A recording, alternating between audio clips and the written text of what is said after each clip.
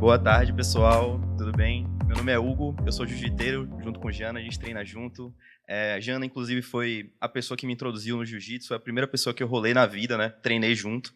E hoje fui convidado para falar sobre o tema importante, que é a educação financeira e a importância da educação financeira na vida das pessoas e na sociedade como um todo.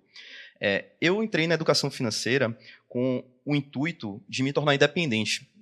O que chamou minha atenção para a educação financeira foi justamente essa ideia de que eu preciso ser autossuficiente para que eu possa distribuir depois isso para os meus filhos, para a minha família, para a sociedade como um todo. E um outro ponto que me chamou a atenção em relação à educação financeira é que todo mundo trabalha para ganhar dinheiro, certo? Todo mundo precisa de dinheiro para sobreviver e todo mundo trabalha, independente se você gosta do seu trabalho, se você não gosta do seu trabalho, todo mundo precisa trabalhar para sobreviver.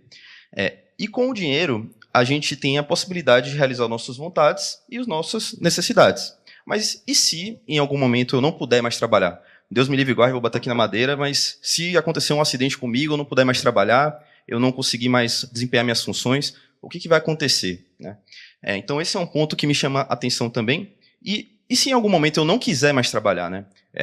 Por exemplo, eu quero agora abrir uma escola de jiu-jitsu, onde eu vou...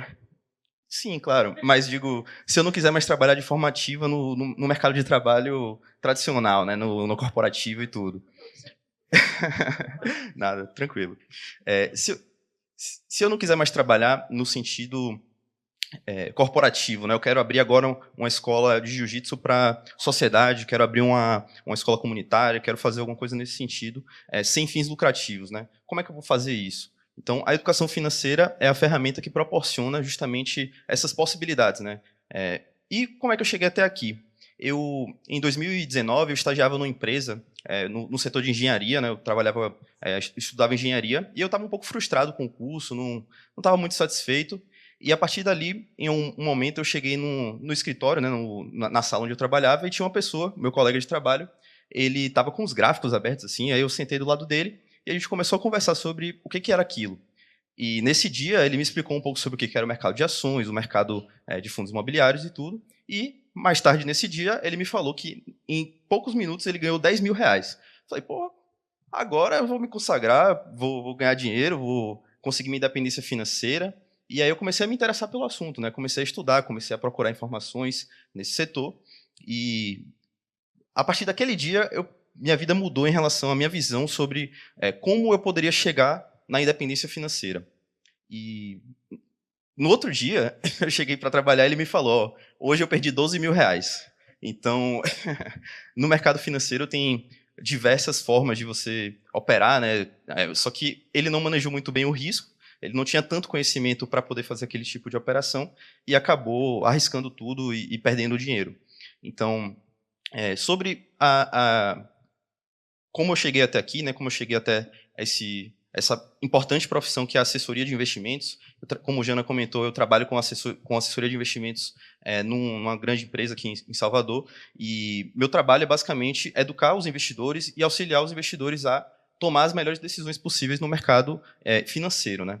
Então, quando eu parei para estudar sobre educação financeira, sobre os desafios da educação financeira, eu percebi que a educação financeira tem um baixo grau de atenção na parte inicial da vida, né? Então, por exemplo, deixa eu perguntar aqui para vocês, quem puder levantar a mão, quem aqui sabe o que é a Selic?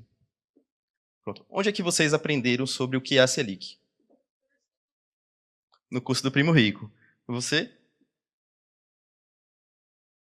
Perfeito. Na internet, por exemplo, comecei na faculdade, eu aprendi sobre isso na faculdade, numa matéria específica de economia.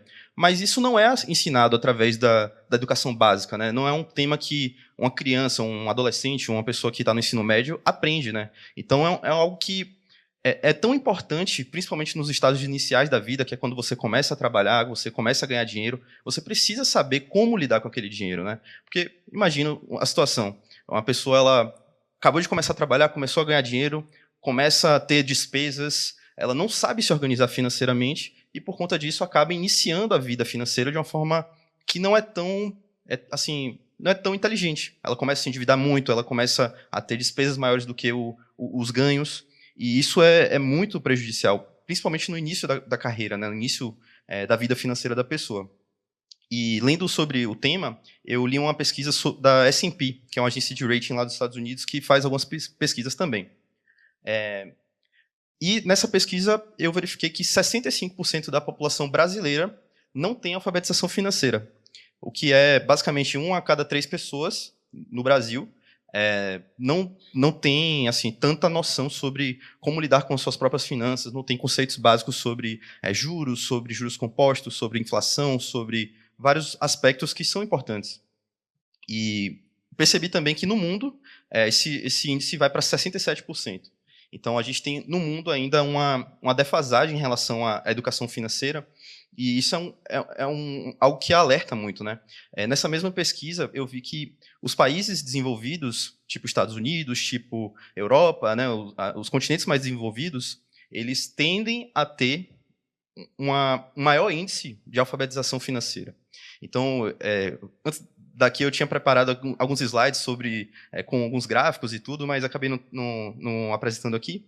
Nesses gráficos, eles diziam basicamente, mostravam um mapa de calor, né, que nesses países que eu comentei, né, Estados Unidos, alguns países na Europa e tudo, tem uma população mais informada, mais ativa nesse mercado de educação financeira, né? Todo mundo, assim, a maioria da população, mais de 60% da população nesses países conhece sobre os conceitos básicos de economia. E enquanto os países menos desenvolvidos tendem a ter uma população com menor índice de alfabetização financeira. Então isso mostra que realmente a educação financeira ela tem um papel muito importante em relação ao desenvolvimento socioeconômico do país, né? Quanto maior for o maior índice de alfabetização financeira no país, ele tende a ser muito mais desenvolvido economicamente, e isso traz reflexos em vários outros aspectos da sociedade. Fora isso, nessa pesquisa eu vi também que quanto maior for esse índice, né, em relação aos países, maior também é o PIB per capita, ou seja, maior a produção, maior as receitas dessas pessoas, e, consequentemente, mostra que realmente a educação financeira é um aspecto que pode mudar a situação econômica do país e mudar toda uma estrutura ali, né? Principalmente pensando na educação básica, quando a gente pensa em relação à escola, eu não tive acesso a essa informação na escola, imagino que a maior parte da população não teve acesso a esse tipo de educação na escola, e meus pais também nunca foram muito ligados nesse assunto, e eu acho que a gente aqui está falando do futuro também, né? Eu, no futuro, quando eu tiver meus filhos, quando eu estiver ensinando outras pessoas também, eu acho que é um papel dos pais também ensinar os filhos em relação à educação financeira, porque é um tema que não é tão coberto em outros aspectos, em outros setores, né? Na escola você não aprende isso, você aprende na faculdade, num curso, na internet. Então, assim, por que essa habilidade é importante, né? Por que essa habilidade é importante para a sociedade?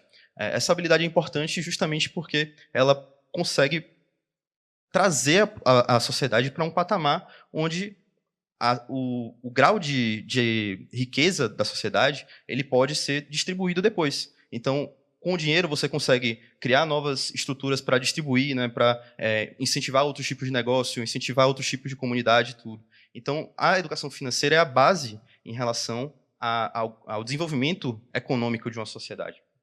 Eu vi ali que eu tinha 2 minutos para falar, mais 2 minutos, e eu queria abrir, na verdade, para vocês fazerem algumas perguntas sobre mercado financeiro, sobre qualquer tipo de assunto em relação à educação financeira. Alguém tem alguma pergunta?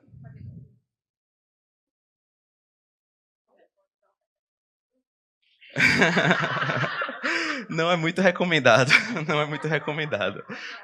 Pagar outro cartão? Puder, você pode, né?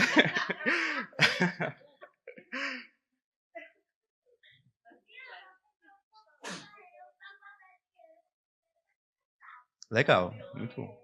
Justamente. Quando eu era criança...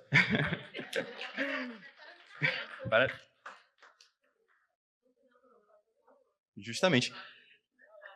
Eu acho isso muito interessante. eu acho isso muito interessante na educação de uma criança, né? Eu, quando era mais novo, meus pais eles não tinham tanta noção em relação à educação financeira como um todo, mas eles me incentivavam de forma indireta ali, pô, coloca aqui sua moeda no porquinho e tudo. E aí, mais pra frente, eu fui aprendendo e tudo, então eu acho super válido.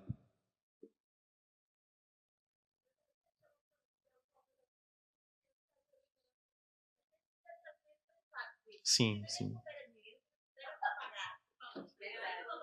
Sim. Tava até falando com a Mai ontem, né? Eu tava falando com ela. Eu vou enviar para vocês no grupo uma planilha onde vocês conseguem colocar ali os gastos, separar os gastos, as receitas e tudo. E separei também 3 vídeos para vocês melhorarem um pouco essa questão da educação financeira, sobre renda fixa, renda variável, fundos de investimento. Eu acho que dessa forma a gente consegue ser bem produtivo, né, nesse sentido.